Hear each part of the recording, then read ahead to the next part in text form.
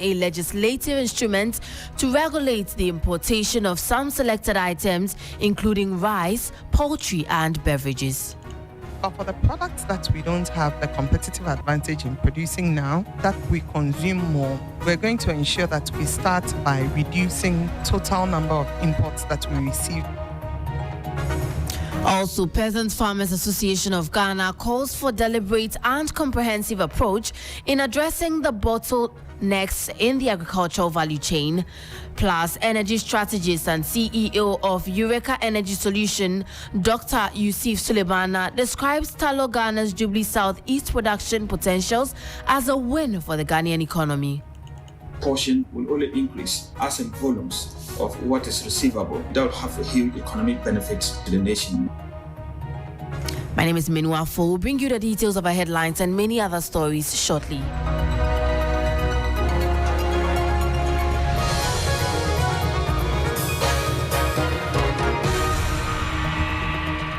Thank you for staying with us. In our first story, a Deputy Minister of Trade and Industry says Ghana has capacity to produce at least 5% of the country's rice and poultry needs. The ministry is currently working on a legislative instrument to regulate the importation of some selected items, including rice, poultry, and beverages. Nana Ama Dokwa Isiama Eji spoke to 3 Business at a consultative workshop in Accra. With the installed capacity and the access to the rice paddy, I think that alone gives us some comfort to be able to produce at least a minimum 50% if we should allow imports of 50%. And this LI, if enacted, will also give investors the comfort to be able to invest in heavily in rice production and poultry production and all other things on the list here. But for the products that we don't have the competitive advantage in producing now, that we consume more, we're going to ensure that we start by reducing the total number of imports that we receive through our land borders and our ports. And as and when we grow in the industry, we keep reducing it. A Deputy Minister of Trade and Industry, Nana Ama Dokwa Isiama Eji, there. In more business stories, Head of Programs and Advocacy at Peasant Farmers Association of Ghana, Dr. Charles Nyaba, says government needs a deliberate and comprehensive approach in addressing the bottlenecks in the agricultural value chain. The association has appealed to government to provide a supportive environment for the farmers. Dr. Charles Nyaba noted a thriving agriculture sector is key in the fight against inflation and importation. Focused investment in irrigation. If you can create new ones, at least the existing one, we expect that those dams are desilted. The defunct One Village, One Dam, some of the dams, a few of them can still be maintained. So we expect that there should be urgent allocation of funds to get those dams actually renovated. Another area which is impacting more is mechanization services. Today, you go and do 10 acres, and if you don't take time, you won't be able to maintain your farm because you won't get labor. And access to mechanization services is a problem. Plowing, harvesters, planted, all is very difficult to come by. So we expect to actually see, now that we are not benefiting from fertilizer subsidy and seed subsidy, we expect that subsidies to go into agriculture mechanization. Head of Programs and Advocacy at Peasant Farmers Association of Ghana, Dr. Charles Nyaba, there. Away from that, the Director of Research at the Institute of Economic Affairs, Dr. John Kwachi, has asked Ghanaians to be prepared for higher food prices in the coming days.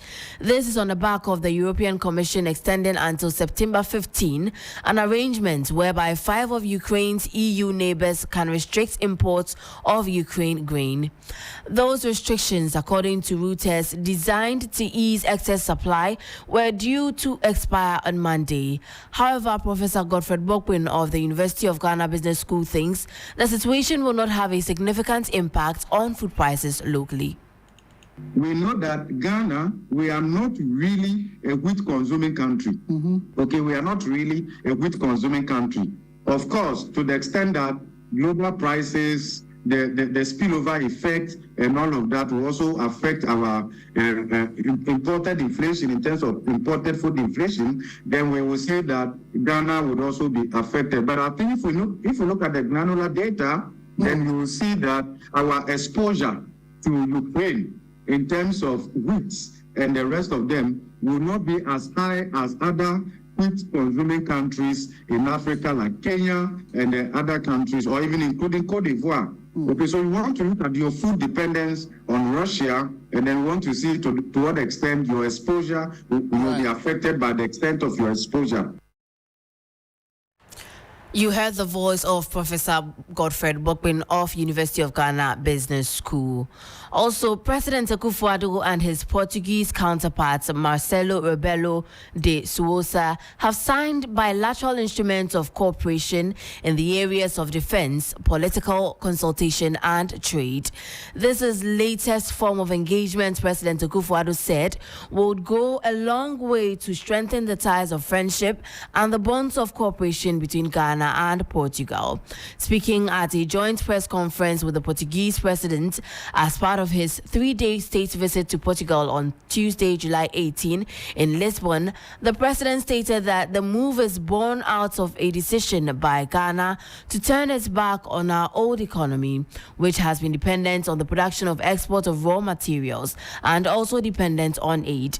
According to President Akufo-Addo, Ghana wants to build a value-added industrialized economy with a modernized agriculture which is neither victim nor pawn for the World Economic Order.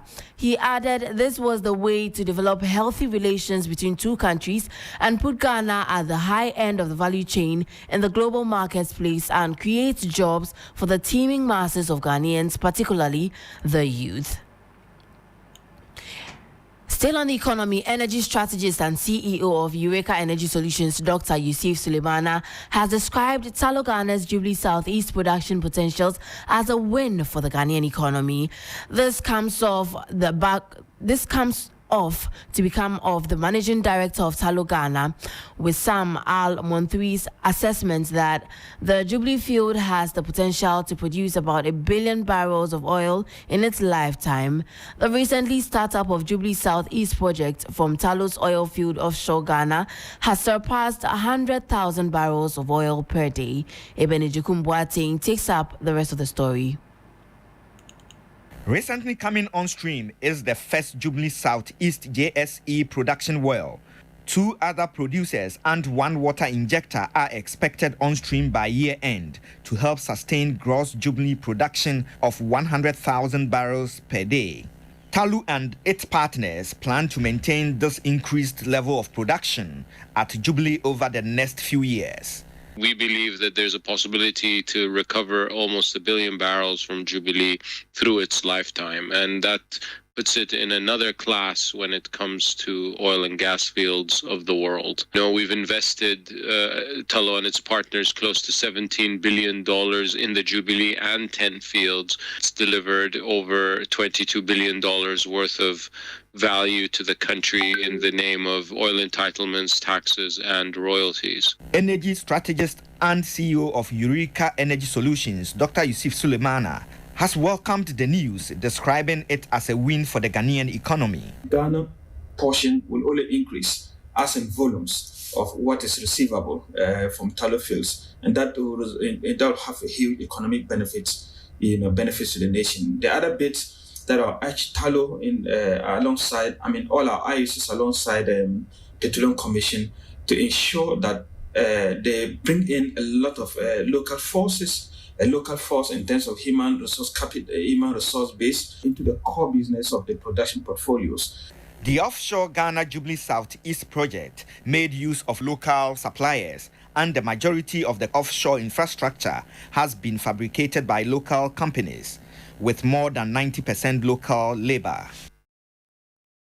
That was a report put together by my colleague Eben Ejekum Boateng. Let's take a look at how the city is faring against major trading currencies and how some of our key commodities are faring on the global market. On the interbank foreign exchange market, where banks trade amongst themselves, the dollar is selling at 11 Ghana cedis. It recorded no price change. The British pound also recorded no price change, selling at 14 cedis 4 pesos. The euro is selling at 12 cedis 4 pesos. It recorded no price change. However, be guided that these figures will be higher at a forex bureau near you. On the global commodities market, price of cocoa is up by about 1.43%, selling at $3,407 per ton. The price of Brent crude oil is up by 1.76%, selling now at about $80 per barrel, while the price of an ounce of gold is up by 1.09%, selling at $1,976.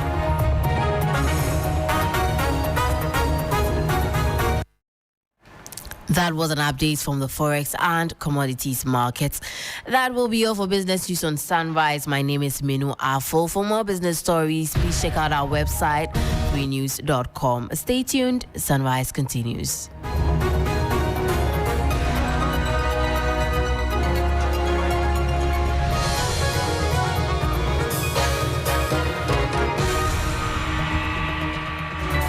Passengers, neighbor Cecilia. Driver, you can't do this in London. Oh, 1 minute for why? Shell, Driver, what's all this about? Oh, madam, help me say thank you to Shell. Because I'm a member of the Shell Club, I get loyalty points every time I buy fuels that I use to redeem gifts I love. Third-party insurance for my car, free medical insurance, and many more. Shell day my side. In fact, when I see another Shell station, I will hug everyone there. Hey, driver, what the fire Ansah? Hey, English, madam. Into 3.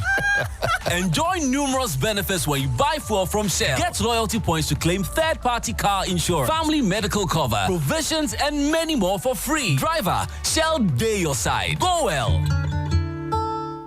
A bank that supports you. A bank that cares for you. Hand in hand, we stand with you. So lift your head up. Big dreams are waiting. We'll walk with you wherever you go. Where all your dreams are alive. CBG will make you smile. We will rise with you. Your business will flourish. Your name will stand out.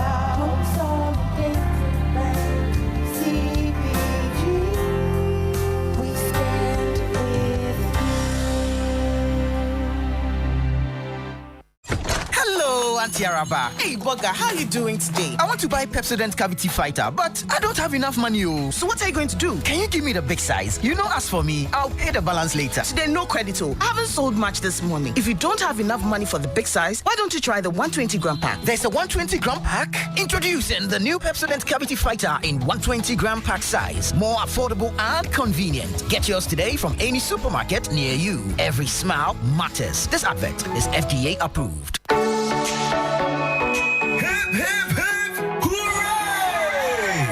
Junction Mall heydays. Are you looking for the latest gadgets, home decor and appliances, fashionable clothing, or the most appetizing food to enjoy? Join us at the Junction Mall heydays to explore, shop, and enjoy with family and friends from the 17th to the 31st of July, 10 a.m. to 7 p.m. each day, and shop with up to 70% discounts. There'll be lots of fun for the kids, including face painting, boat rides, bumper cars, and a picture with their favorite cartoon characters. The Junction Mall heydays. It's gonna be big. Follow us at the Junction Mall GH on Facebook and Instagram, or call or WhatsApp us on 0540-221774 for more information. The Junction Mall. Join, explore, shop, enjoy.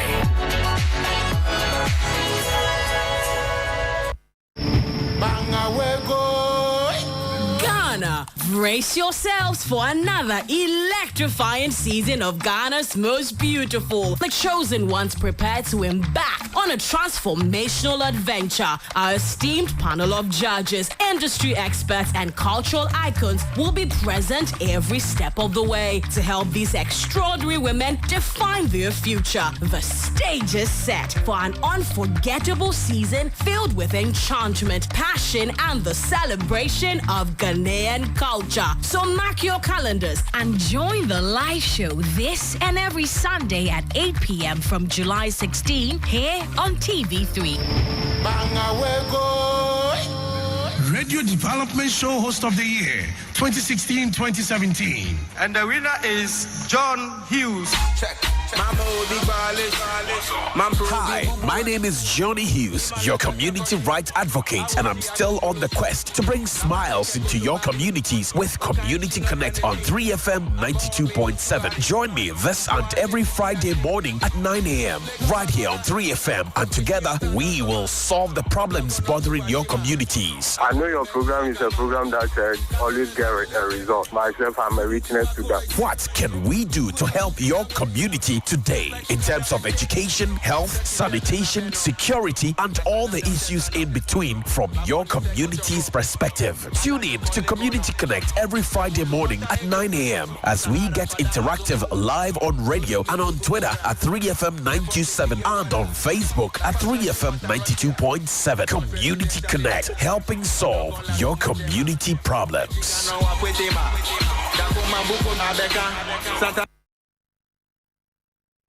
92.7 Urban Lifestyle Radio Station.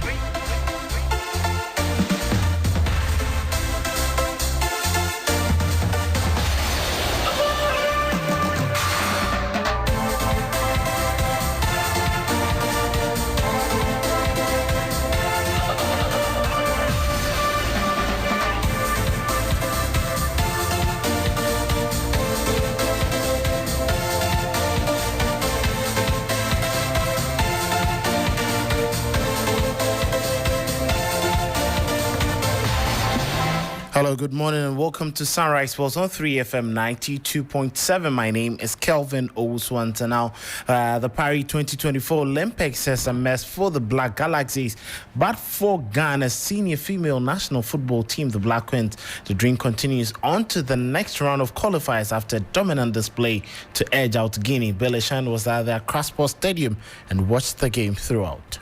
For the Black Queens today, it was job done. 4-0 on the day, 7-0 on aggregates. Now they have qualified to the second round of the 2024 Olympic Games qualification. Now Evelyn Bedu set the tone with a wonder goal in the first half, and Princella Edubia scored the second goal, with Evelyn Bedu scoring her brace again in the second half, and then finally substitute Fidelis Yakubu scored the fourth on the day.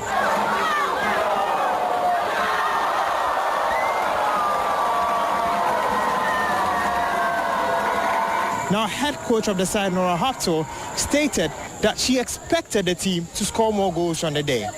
It's rolling much better here, so our possession game was good. Our rest defense was perfectly set, so we didn't allow them to enter in counter-attacks. I think we had a big dominance on the pitch. Of course, the only thing I can maybe judge is that we should have scored a bit more goals out of all these chances. Now the star of the show, that is Evelyn Bedu, did state that she is comfortable with the role that she is playing at the Black Queens level. Ordered by my coach. Yeah, she told me to do that runs, but she always find a pocket, especially with the position that I'm playing. I should always find a pocket, and I think that's what I'm doing. Yeah. Now they are expected to face Benin in round 2 of the qualification, a team that they beat earlier this year by 3-0 in a friendly. And so Nora Haftel will be hopeful of getting another victory as they progress. Bill Lishan for 3 Sports. So that was Belishan there at the Accra Sports Stadium. Now the Black Queens have 2 more rounds before they can get to the Olympic Games in Paris. Now Black Queens have been unbeaten in the last 5 games under Nora Haftel and are also yet to concede a goal. They've played 5 games and they've won all the 5. They've scored 14 times and they haven't conceded any goal. Credit to the team. Now to the Ghana Football DNA and former psychologist of the Black Stars and former Santi Kotoko SC management Chairman member Dr. Patrick Ofori believes that the Ghana Football Association will need to do a lot in ensuring that the Ghana Football Philosophy document is very well implemented. He believes that the second cycle institutions in the country must not be exempted if we want the very best from this. Every region, let's say you pick Ashanti region, where they are training teachers to go to primary school, there is a strong collaboration between the FE and, let's say, Wesley College, which is more or less recognized for PE teachers training and development in Ashanti region.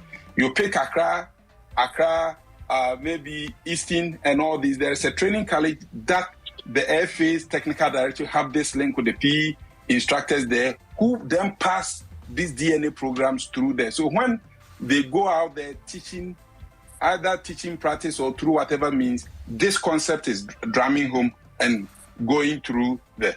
You also need to look at the issues about, especially one reason why most headmasters, if you check in the 90s, Kumasi High, Okes, they were attracting all these players to go on there. But when the players get transfers, if we truly believe that training and compensation goes to clubs, that the player has even spent 1 year there, how much more do you convince me, if I'm an educationist, that I've paid a PE teacher to go out there and scout for a talent like maybe Sula Ali Muntari, spend 3 years at Okes, and Sula Ali Muntari get the chance to go abroad, and his training and compensation, I don't even benefit 1%.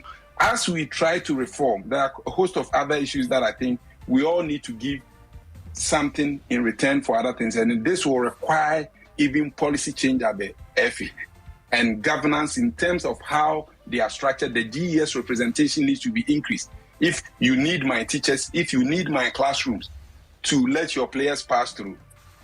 So that is from Dr. Patrick Ofori, but he also wants the GFA to work more at tax and VAT reduction for the use of the national stadiums for their games. He says there should be that justification for a reduction.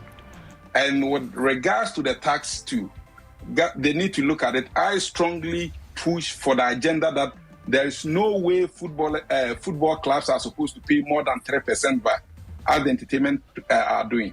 But are we telling government that, well, instead of, let's say, we are giving you a concept whereby you give us tax exemptions on our local purchases, and then when we are exporting in future, you are going to get a certain percentage from all players that are being exported, because Brazil tax player export, Argentina tax player export.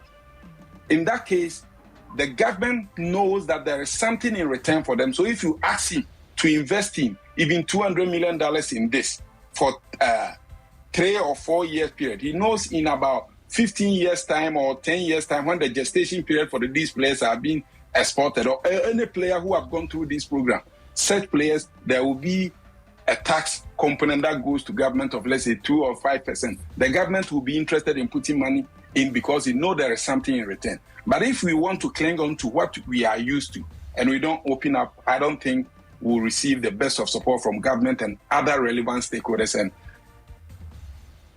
so that is from Dr. Patrick Ofori. Now moving away, Ghana Football Association Executive Council member Dr. Randy Abe is convinced that the FA has done creditably well despite the challenges they faced, and believes they'll rectify all the errors made under their 4-year spell.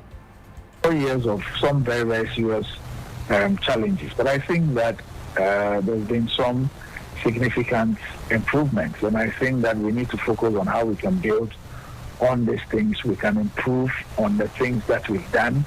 We can learn a lot of lessons from some of the failings that have happened over the time, because you see, as we go on, this is an organization made up of human beings. These are decisions that maybe could be well intended, but in terms of the execution, maybe some things were not done properly. And when we realize those things, or they are brought to our attention, it is only proper that we take all these things into cognizance. I'm sure that perhaps there are even some things that we do today that maybe 3 years ago, if we had the opportunity, we would have done them differently. So I think that there are a lot more to be done. There are things that ought to be done differently, but I think that overall we are on a positive trajectory, and we need to focus on that and build upon that. So that is from Dr. Randy Abe, Executive Council member of the Ghana Football Association, now to Heart to Folk, and they've released a statement on the Federation of International Football Association FIFA's directive on payment of $14,002 to former coach Zlatko Matic on contractual breaches leading to the exit of the Serbian gaffer. Matic fell out with the Phobian halfway into his tenure for the 2022-2023 Ghana Premier League, leading to a bizarre exit which meant he was even prevented from training by the club's support base. Well, some of them. Now, the Accra-based side revealed they agree with FIFA's directive and had already made efforts to clear the debt involved. So Zlatko Matic will receive his money from Accra Heart to Folk. Now, former Black Stars assistant coach Maxwell Knedu has been appointed as the new head coach of Nswatreman Football Club in the Ghana Premier League.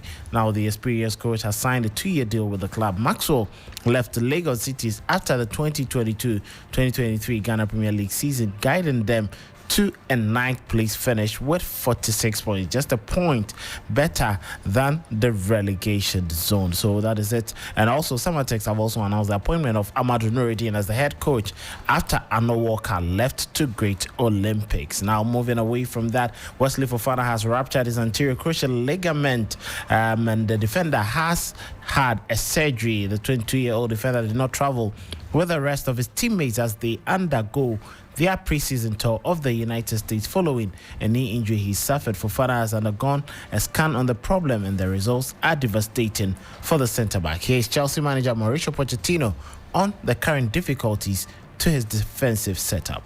Yeah, really sad, really bad news. Yes, we feel all really feel so sad. Yes, only what we can do is to help him and to be again with the team. We know that it's a tough issue, but I think we need to help him, and we wish all the best and as soon as possible to be again with the team. But yes, was tough, but we need to keep going. The competition is there. It's in 1 month or less than 1 month that we need to start, and the competition doesn't wait for anyone, and we need to be ready to compete. Well, they need to be ready to compete. Now, Premier League giants Manchester United have re-signed defender Johnny Evans on a short-term deal. Evans was a free agent after leaving Leicester City in the summer following their relegation to the Championship, with the defender having been spotted at United's Carrington base joining the first team training. Well, he's going to be part of Manchester United's plans for the start of the new season. And England forward Marcus Rashford has also signed a new deal to stay at Manchester United until 2028, worth £325,000 a week. The 25-year-old had been in talks with the Red Devils for a considerable period, with his previous contract due to expire in 2024. The striker enjoyed a resurgence under new manager Erik ten Hag last season, scoring 30 goals in 56 games. Now, United have also agreed a £47.2 million deal for Inter Milan goalkeeper Andre Onana. The Old Trafford club will pay £43.8 million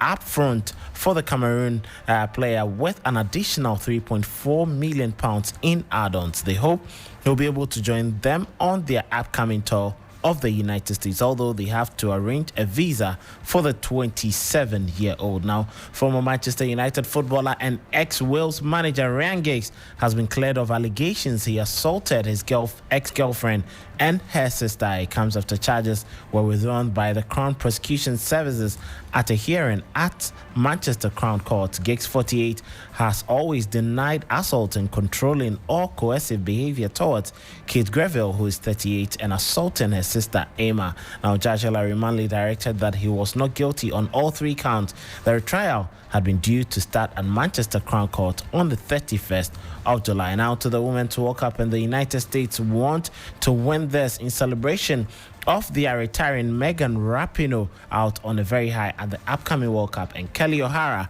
who is an integral member of the team, highlights this. It's sad to think about this being her last, but she's done such incredible things for this team and for the world. So to be able to see the up close and personal, and be close to that has been has been really special. And I hope that we all send her out on a high. Well, hopefully they all manage to send her off on a high. Now finishing off with some boxing news. A Ghanaian-born British boxer Joshua Boakye has signed a contract for an all-British clash against Dan Aziz. Boakye has agreed to fight Dan Aziz next. The two South Londoners became rivals now, and with their past boxing careers intertwined, they know that each other's strengths and weaknesses would be very evident and how to exploit them. Well, Joshua Boakye has spoken ahead of that big bout. Yep, it's in front of me, like you said. Pen to paper. Yeah, the fight has been agreed. Dan has done his part, so I can only do my part, and we look forward to the big fight, the big domestic clash in October, hopefully. Yeah, I'm excited. No, it is, and a good platform to have it on.